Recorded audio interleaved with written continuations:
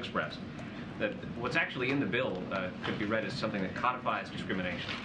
There's a section here that speaks to the ability of nonprofit religious organizations, faith-based social agencies, educational institutions, employees of those organizations to deny services, accommodations, facilities, goods, advantages, privileges to gay couples. So how is that not codifying discrimination? So a couple of things. Let's walk through what's in the piece of legislation that the president is signing in a few minutes.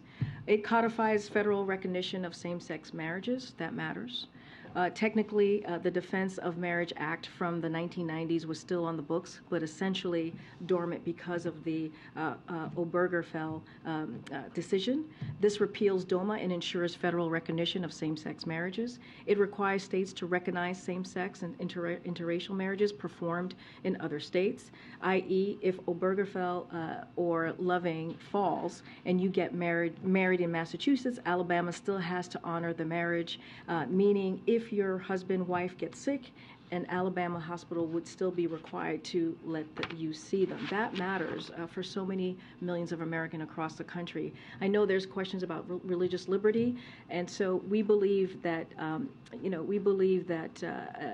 RFMA contains strong protections for houses of worship and religious nonprofits, and this question was well litigated throughout the legislative process, where it passed with both chambers of bipartisan support, and I think that matters, right? Bipartisan support was had for this piece of legislation. And so, look, as the president said 10 years ago, as I mentioned, it comes down to a fundamental question of who would you love, who do you love, and will you be loyal to that person? This law ensures that it realizes for all person, and that's why so many faith leaders and religious traditions have advocated in support for this bill. So it has gotten support in a bipartisan way across the country in Congress during this time, right, where people say we can't get things done. Here we have this piece of legislation that has gotten